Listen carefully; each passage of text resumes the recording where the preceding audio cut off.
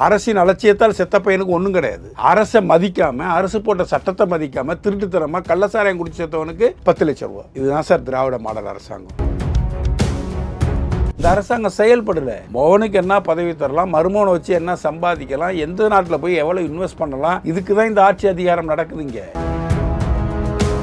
ஒரு இடத்துல ஒரு ரிப்போர்ட்டர் வந்து ஓட விரட்டி கொன்னானுங்க. அவன் ஏதோ மணல் கடத்தலையோ சல்லச்சாராயத்தை பற்றியோ நியூஸ் போட்டாங்கிறதுக்காக என்ன போட்டானுங்க, நான் சாவ போறேன்னு சொல்லிட்டு கதறிட்டு செத்தான். இந்த நியூஸ் மீடியாவில் இருந்தவன் தான் செத்து போனா. வெக்கமான சூடு சொரணை இருக்கா இங்கே உள்ள மீடியாக்களுக்கு. மேயருக்கு மேல முக்கியமான வேலை இருக்கு சார். நமக்கு பின்னாடி வரவங்க யார் லிப்ஸ்டிக் போட்டிருக்கா, யாரு லிப்ஸ்டிக் போடல, அவங்களெல்லாம் கண்டுபிடிச்சி அவங்களுக்கு டிரான்ஸ்ஃபர் கொடுக்கறது தான் அந்த அம்மாவுக்கு நேரம் சரியா இருக்கு. சென்னை வாழ் மக்கள் அந்த மலையில மிதப்பாங்க, சோறு தண்ணி இல்லாம கஷ்டப்படுவாங்க. புளியந்தோப்பு மக்கள் அங்க கர்ப்பஸ்ரீ இருந்தா கஷ்டப்படுவாங்க. வேளச்சேரி மக்கள் நாரி நாசமா போவாங்க. திராவிட கட்சிகள் ஆட்சியில் இருக்கும் வரை இந்த அவலம் தொடர்ந்து கொண்டே தான் இருக்கும். மாற்றே கிடையாது, வழியே கிடையாது. சாக வேண்டியதான் மக்கள்.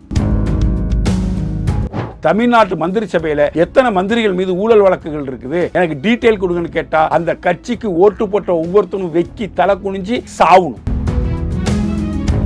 தியாகி அவரு செந்தில் பாலாஜி. எதுல தியாகி? நீ போட்ட கேஸ்ல அவன் உருவ போயிட்டு வந்திருக்காரு, அதுக்கு அவர் தியாகியா? திமுகவுக்கு ஓட்டு போடுற ஒவ்வொரு வாக்காளனும் தேச துரோகிகள். துரைமுருகனை விட தகுதி வாய்ந்தவரா உதயநிதி ஸ்டாலின்? துரைமுருகன் அண்ணா காலத்திலிருந்து அரசியல்வாதி, கலைஞரோட இணைந்தே போயிருக்காரு. துரைமுருகனை படிக்க வச்சதே எம்ஜிஆர். எம்ஜிஆர் கச்சை விட்டு பிரிஞ்சு போனதும் எம்ஜிஆர் பக்கம் போகாம இங்கே நின்னவர் துரைமுருகன். அவருக்கு துணை முதலமைச்சர் கிடையாது. முந்தான வரைக்கும் நடிகைகளோட டான்ஸ் ஆடிட்டு இருக்கிற ஒருத்தன், ஒரு நடிகை கிடைக்கலன்னு பால்டாய்ட் சாப்பிட்ட ஒருத்தர், டிராமா போட்ட ஒருத்தர், மாநில இளைஞரணி தலைவர், அடுத்த நாள் எம்எல்ஏ, அடுத்த 6 மாசம் அமைச்சர், அடுத்த 6 மாசம் துணை முதலமைச்சர். அப்ப இத்தனை காலமா இந்த கட்சிக்காக போர்ஷு ஓட்டினவன், கரடியா கத்துனவன், வீடு வீடா போய் ஓட்டு கேட்டவன், உறுப்பினர் சேர்த்தவன், அவனுக்கெல்லாம் என்ன செஞ்சுட்டீங்க?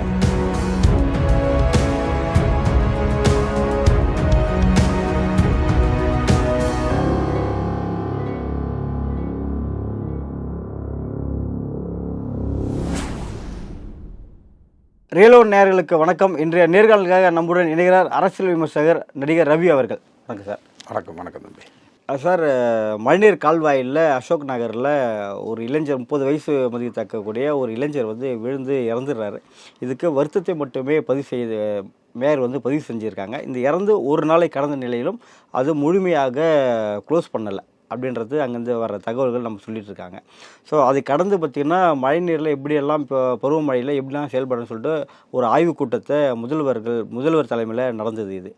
ஸோ இந்த தடவை எப்படி அந்த சமாளிப்புனா அந்த குடியிருப்பு பகுதிகள் மழைநீர் சூழாத அளவுக்கு திட்டமுறைகள் நடந்து ஏறிடுமா, இல்லை நம்ம தத்தளிக்கணுமா? இப்போ இந்த மழை வந்து சாதாரண மழை, ஒரு மணி நேரமோ 1.5 மணி நேரமாக பெஞ்சிச்சு. அந்த மலையிலேயே அசோக் பில்லரில் ஒரு ஹார்ட் ஆஃப் த சிட்டியில் ஒரு 30 வயது இளைஞன் விழுந்து உழுவ விட்டுருக்கான். இதில் மேயர் மட்டும் ஏதோ வருத்தம் தெரிவித்தாங்கன்னு நினைக்கிறேன். முதலமைச்சர் ஒன்றும் சொல்லலை, துணை முதலமைச்சர் ஒன்றும் சொல்லலை, மற்ற துறை சார்ந்த அமைச்சர்கள் ஒன்றும் அது சம்மந்தமாக கண்டுக்கலை. மெட்ராஸிய ஆர்டி படைக்கு சிஎம்டியை தன் கையில் வச்சுருக்கிற சேகர்பாபு இது சம்மந்தமாக எதுவும் பேசலை. செத்துப்போன ஒரு பையன் தானே, அந்த பையனை நம்பி தானே அந்த குடும்பமே இருக்குது. சட்டத்தை மீறி சட்டத்தை மதிக்காமல் கள்ளச்சாராயம் குடிச்சிட்டு செஞ்சால் 10 லட்ச ரூபா பணம் தராங்கல்ல. இந்த பையனுக்கு என்ன நஷ்டேடு கொடுத்துருக்காங்க? இந்த பையனுக்கு நஷ்டேடு கொடுக்கணும்ல சார். அரசின் அலட்சியத்தால் தானே அந்த குழி மூடாமல் இருந்துச்சு. அரசின் அலட்சியத்தால் தானே போய் உளுந்து செத்தான். அரசின் அலட்சியத்தால் செத்த பையனுக்கு ஒன்றும் கிடையாது. அரசை மதிக்காமல், அரசு போட்ட சட்டத்தை மதிக்காமல், திருட்டுத்தனமாக கள்ளச்சாராயம் குடிச்சு செத்தவனுக்கு 10 லட்ச ரூபா. இதுதான் சார் திராவிட மாடல் அரசாங்கம். திராவிட மாடல் யாரும் குழம்ப வேண்டாம். சட்டத்தை மீறி நடந்தால் 10 லட்ச ரூபா கிடைக்கும். சட்டத்தை உன்னுடைய செயல்பாடுகள் சரியாக இல்லாதனால இறந்து போன பையனுக்கு எதுவும் கிடைக்காது. அந்த பையனை நம்பி அந்த குடும்பம் இருக்கும், அவங்க அம்மா அப்பா இருப்பாங்க, கல்யாணமாக இருந்தால் கணவன் மனைவி இருப்பாங்க, குழந்தைகள் இருப்பாங்க. அப்போ அந்த பையனுக்கு ஏதாச்சும் நஷ்டேடு அறிவித்தாங்களா? நேற்று வந்து ஆய்வுக் கூட்டம் நடத்தினார் முதலமைச்சர். ஆய்வுக் கூட்டம் நடந்தப்போ சொன்னதாக அந்த பையனுக்கு இரங்கல் தெரிவித்து அரசு சார்பாக இவ்வளோ நிதி உதவி கொடுக்குறோன்னு சொல்லாமல்ல. கள்ளச்சாராயம் குடித்தா தான் நிதி கொடுப்பீங்களா? கள்ளச்சாராயம் குடிச்சிட்டு செத்தா மீண்டும் கள்ளச்சாராயத்தை கொடுக்குவதற்கு ஊக்குவிக்கும் விதமாக கள்ளச்சாராயத்தை ஒரு செத்தவனுக்கு காசு கொடுப்பீங்க. உங்கள் அலட்சியத்தால் ஒருத்தர் செத்தா போயிட்டான் 30 வயசு இளைஞ. 1000 கனவுகளோட வாழ்ந்திருப்பான் அந்த பையன். அந்த பையனோட கனவை அழித்து, வாழ்க்கையை அழித்து, அந்த குடும்பத்தை அழிச்சிருக்கீங்களே. 5 பைசா தர மாட்டீங்களா? அப்படியாச்சும் அறிவிப்பு பார்த்தீங்களா நீங்கள்? இது வரைக்கும் வரல. போன வருஷம் மழையில் என்னாச்சு சார், இதே போல் மழை ஸ்டார்டிங் பீரியடில் இவங்க நோண்டி வச்சிருந்த கால்வாயில் புதிய தலைமுறையுடைய ரிப்போர்ட்டர் வந்து செத்து போயிட்டார். அப்போ இந்த ஊடகங்கள்லாம் என்ன பண்ணுறாங்க, ஒரு ரிப்போர்ட்டரே செத்து போயிட்டுருக்காரு. உங்கள் ஏரியாவில் வேலை செய்கிற ஒரு மனிதன், ஒரு இளைஞன் செத்து போயிட்டான். ஊடகங்கள்லாம் இன்னும் திமுக அரசாங்கத்துக்கு ஜாலராக தானே சார் அடிச்சிட்டு இருக்கு. ஆனால் சில நாட்களுக்கு முன்னாடி சென்னையில் ஒரு இடத்துல கூட தண்ணி தேங்கலை, தண்ணி தேங்கினா எங்கன்னு சொல்லிட்டு எனக்கு காட்டுங்க அப்படின்னு சொல்லிட்டு முதல்ல ஒரு சவால் விட்டுருந்தாரு. இப்போ தேங்கிறத தண்ணிக்கு இந்த சவாலுக்கு வந்து பார்க்க சொல்லுங்கள். அதுலேயே வந்து முதல்வர் உளுந்து உள்ள எல்லாம் அவ்வளோ ஆளாக இருக்குன்னு இறங்கி பார்க்க சொல்லுங்கள். சவால்லாம் விடலாம் சார். போன தடவையும் தான் சவால் விட்டார். மாசுப்பிரமணியம் என்ன சவால் விட்டார், தண்ணீர் வடிஞ்சால் 10 நிமிஷத்தில் சுத்தமாக வடிஞ்சிடும்னார்ல. 90% பணிகள் முடிஞ்சிருச்சு, 98% பணிகள் முடிஞ்சிருச்சு சொன்னாங்கல்ல. மழையில் மக்கள் தத்தளிச்சதும் 4000 கோடி எங்கடான்னு கேள்வி கேட்க ஆரம்பித்ததும் இல்லை, நாங்கள் வந்து பாதி தான் செலவு பண்ணோம், மீதி அப்போ பணம் இங்கே தான் இருக்குன்னாங்க. இப்போ மழைநீர் வடிகால் அந்த பணிகள் எந்த அளவுக்கு முடிஞ்சிருக்குன்னு யாருக்குமே தெரியாதே சார். இந்நேரம் முடிச்சிருக்கணும்ல சார். இந்த ஆய்வு கூட்டத்தில் கூட அதை பற்றி தெளிவுபடுத்தலை சார். என்ன காரணம் நீங்கள் நினைக்கிறீங்க சார்? இந்த அரசாங்கம் செயல்படலை. மோகனுக்கு என்ன பதவி தரலாம், மருமகனை வச்சு என்ன சம்பாதிக்கலாம், எந்த நாட்டில் போய் எவ்வளோ இன்வெஸ்ட் பண்ணலாம், அந்த நாட்டுக்கு வந்து இன்வெஸ்ட்மெண்ட் ஈர்க்க போகிறோன்னு சொல்லிட்டு போய் அங்கே போய் இன்வெஸ்ட் பண்ணிட்டு வரலாமா, இதுக்கு தான் இந்த ஆட்சி அதிகாரம் நடக்குது. இங்கே ஆட்சி அதிகாரம் நடக்கலை. ஒருத்தர் செத்தே போயிட்டான் சார். இந்த சேலம் மாவட்டத்தில் இப்போ ஒரு இடத்துல ஒரு ரிப்போர்ட்டர் வந்து ஓட விரட்டி கொன்னானுங்க.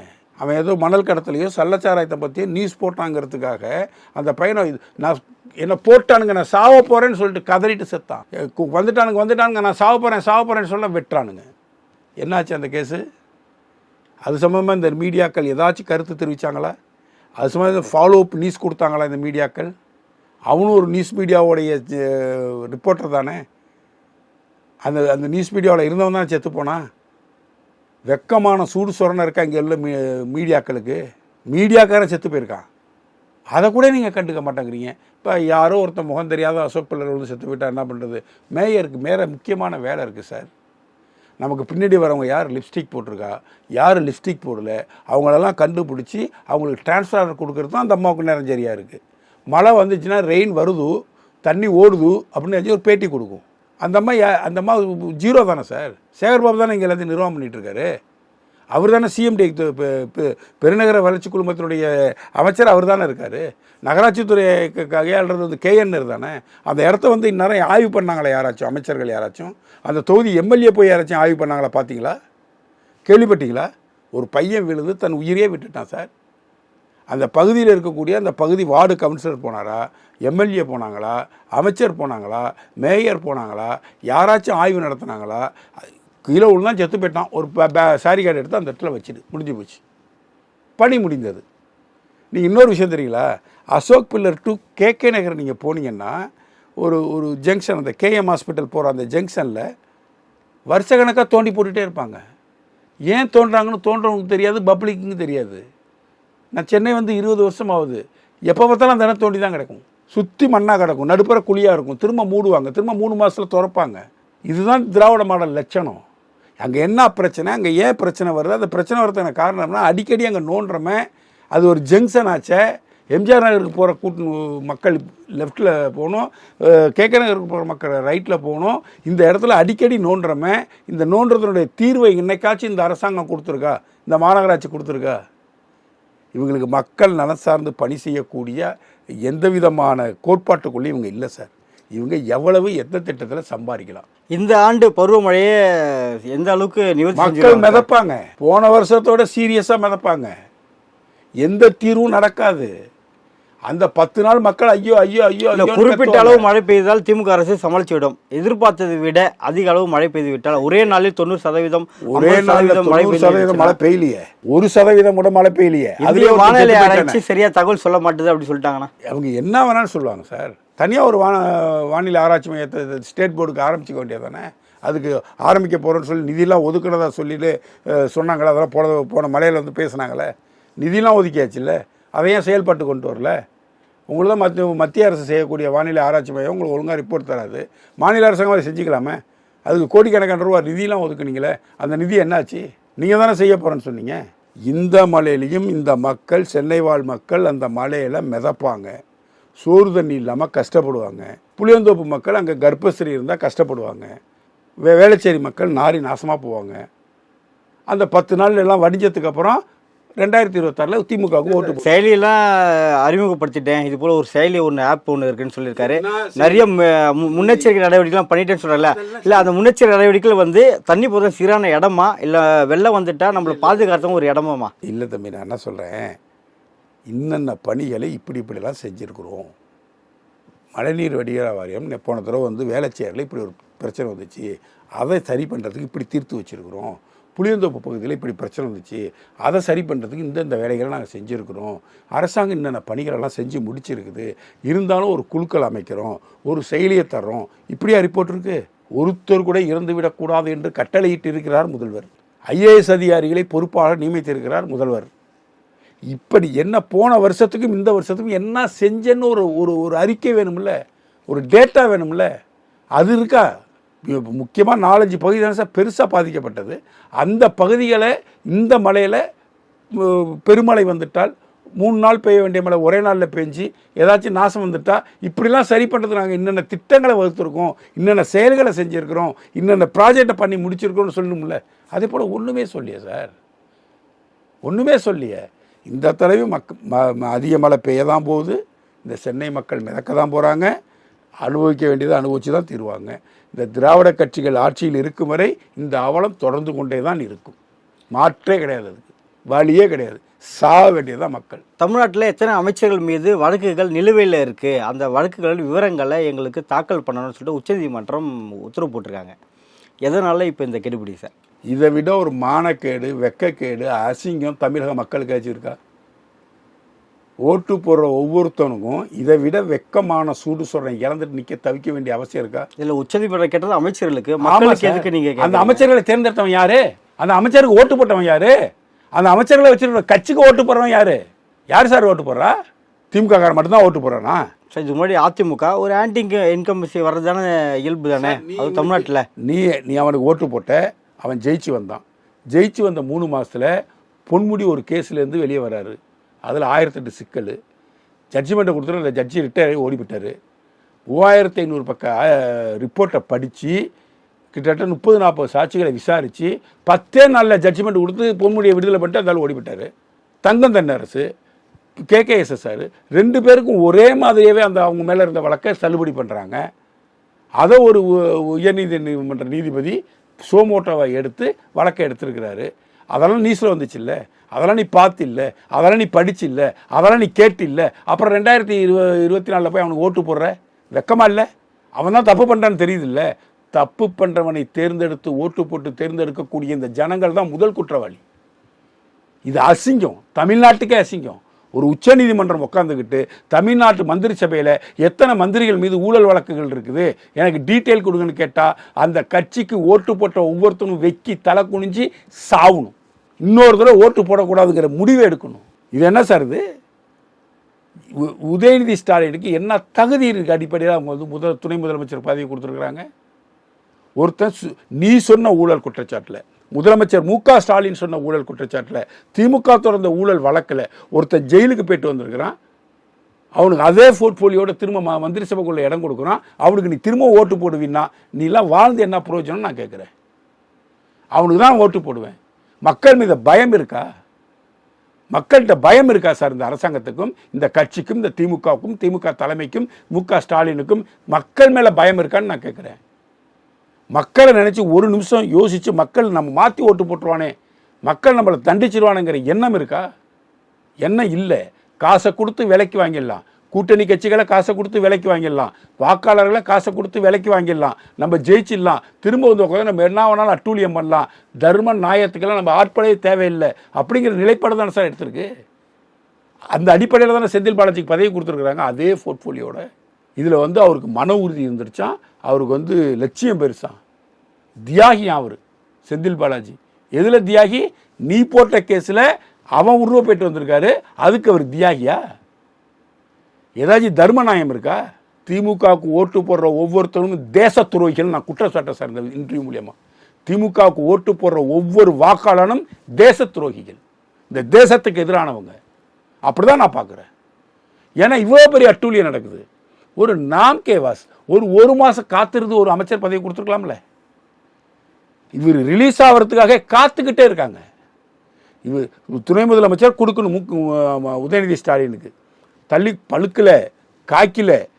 பழுக்கல காக்கில மாற்றம் உண்டு ஏமாற்றம் உண்டு டயலாக்லாம் பேசி செந்தில் பாலாஜி விடுதலைக்காக காத்துக்கிட்டு இருந்தார் மு.க. ஸ்டாலின். செந்தில் பாலாஜி விடுதலை வந்ததுமே உடனே அனௌன்ஸ் பண்ணிட்டு உடனே மந்திரி சபையில் மாற்றம், உடனே மந்திரி ஆக்கிட்டாங்க. இதுக்கு ஒவ்வொரு தமிழனும் வெக்கப்படணும். எதுக்கா சார் எவெல்லாம் காசு கொடுத்தான் செந்தில் பாலாஜிக்கிட்ட? விட்டாமராசு, கோடீஸ்வரன், கோடிக்கணக்கில் சம்பாதிக்கிற அம்பானி, அதானிமா லஞ்சம் கொடுத்தா? அன்னாடம் காட்சிங்க சார், அன்னாடம் காட்சிங்க. டிராக்டரை விற்று, வயலை விற்று, பொண்டாட்டி நகை விற்று கொண்டு வந்து காசு கொடுத்தவன் சார். அவனை ஏமாத்திட்டு சோறு தின்ட்டவன் வந்து வாழ்ந்துருக்கான் சார். அவன் காசை பிடிங்கி தின்னுருக்கான் சார். அவன் இந்த 2000 பேரை குற்றவாளியாக்கி வச்சிருக்கு தமிழக அரசு. 2000 பேர் காசு கொடுத்து ஏமாந்தான் பாருங்க. அந்த 2000 பேரும் குற்றவாளிகள். அதை அடிப்படையை வச்சு தான் உச்சநீதிமன்றம் ஜாமீனே கொடுத்துருக்கு. இதெல்லாம் மக்கள் சிந்திக்கணும்ல சார். கூட்டணி இருக்கு, என் ஜாதி அங்கே இருக்கு கூட்டணியில், என் மதம் அங்கே இருக்கு கூட்டணியில். அவன் 1000 ரூபா பணம் கொடுக்குறான், மூக்குத்தி கொடுக்குறான், தோடு கொடுக்குறான், கொலுசு கொடுக்குறான், சரக்கு கொடுக்குறான், பிரியாணி தரான்னு சொல்லி மானங்கட்ட ஜனங்க அங்கே போய் ஓட்டு போட்டால் என்ன சார் பண்ண முடியும்? சிந்திக்கணும்ல சார். ஒன்றை சுரண்டி திங்கிறான் அவன். உச்சநீதிமன்றம் இந்த உத்தரவை போட்டுறது மூலம் பார்த்தீங்கன்னா திமுகவுக்கு இன்னொரு அழுத்தத்தை நேரடியாக கொடுக்குது அப்படின்னு நம்ம எடுத்துக்கலாமா சார்? என்ன அழுத்தத்தை கொடுத்தாலும் இவங்க திருந்த போகிறதில்ல சார். இவங்க செய்கிறத இவங்க செஞ்சுக்கிட்டு தான் இருப்பாங்க. எல்லாத்தையும் இப்படி தட்டிட்டு போயிடுவாங்க. திமுகவுக்கு மானம், சூடு, சொர்ணம் எதுவுமே கிடையாது. திமுகவில் இருக்கிறவனும் கிடையாது, தொண்டனும் கிடையாது, தலைவனுக்கும் கிடையாது, யாருக்கும் கிடையாது. முதுகெலும்பு இல்லாத கூட்டம் தான் திமுகவில் இருக்குது. சுய சிந்தனையோட சுயமரியாதையோட திமுகவில் ஒருத்தம் கூட இல்லை. யாராச்சும் ஒருத்தங்க இருக்காங்கன்னு சொல்லுங்க. துரைமுருகனை விட தகுதி வாய்ந்தவரா உதயநிதி ஸ்டாலின்? துரைமுருகன் அண்ணா காலத்திலிருந்து அரசியல்வாதி, கலைஞரோட இணைந்தே போயிருக்காரு. துரைமுருகனை படிக்க வச்சதே எம்ஜிஆர். எம்ஜிஆர் கச்சை விட்டு பிரிஞ்சு போனதும் எம்ஜிஆர் பக்கம் போகாமல் இங்கே நின்னவர் துரைமுருகன். அவருக்கு துணை முதலமைச்சர் கிடையாது.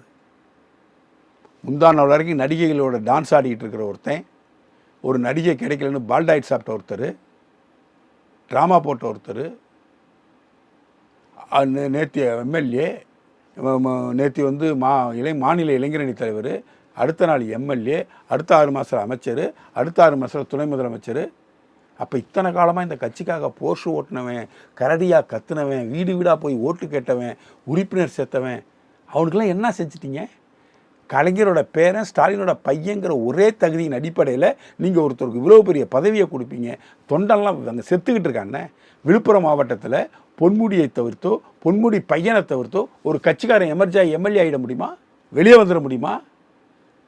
திண்டுக்கல் மாவட்டத்தில் ஐப்பெரியசாமியை எதிர்த்தோ, ஐப்பெரியசாமியை மீறியோ, ஐப்பெரியசாமி பையனை மீறியோ ஒருத்தர் எம்எல்ஏ ஆகிட முடியுமா? மாவட்ட செயலாளர் ஆகிடுமா? ஒன்றிய செயலாளர் ஆகிட முடியுமா? தூத்துக்குடியில் பெரியசாமி, திண்டுக்கல்ல ஒரு பெரியசாமி, திருச்சியில் நேரு, விழுப்புரத்தில் பொன்முடி, இப்படி குறுநில மன்னர்களை உருவாக்கி வச்சு அவங்களுடைய வாரிசுகளுக்கு பதவிகளை கொடுத்து, துரைமுருகன் பையன் எம்பி, இவர் எம்எல்ஏ மினிஸ்டர் பொன்முடி, அவர் பையன் மாவட்ட செயலாளர், இவர் அமைச்சர் எம்எல்ஏ கேஎன்ஆர், அவர் பையன் எம்பி, ஐப்பெரியசாமி எம்எல்ஏ, அவர் பையன் பழனி தொகுதி எம்எல்ஏ, கீதா ஜீவன் அமைச்சர், அவர் தம்பி தூத்துக்குடி மேயர். அப்போ கட்சியில் அடிமட்டத்தில் இருக்கிறவங்க எப்போ சார் எமர்ஜாயி மேலே வருவான்? இதெல்லாம் சிந்திக்கக்கூடிய திராணி அந்த கட்சி தொண்டர்களுக்கு இல்லையே சார். மூளை மழுங்கி போயிருக்கானே சார். ஆட்டு மந்த கூட்டம் மட்டும் இருக்கானே சார். உணர்ச்சிகள் இல்லை, உணர்ச்சிகளற்ற கொத்தடிமைகளை திமுகவில் இருக்காங்க. அவ்வளோதான் மேட்ரு. திமுகவுக்கு ஓட்டு போடுறவன் இந்த சமூகத்தையோ, இந்த நாட்டின் வளத்தையோ, இந்த மாநிலத்தின் வளர்ச்சியையோ சிறிதும் சிந்திக்காத ஒரு கூட்டம் தான் திமுகவுக்கு வாக்களிக்கும். திமுகவில் இருப்பவர்கள் அனைவரும் குருடர்கள். இதுதான் என்னுடைய பார்வை. நடப்பு அரசியல் பல்வேறு கருத்து மிக்க நன்றி சார். நன்றி, வணக்கம், ஜெயந்த்.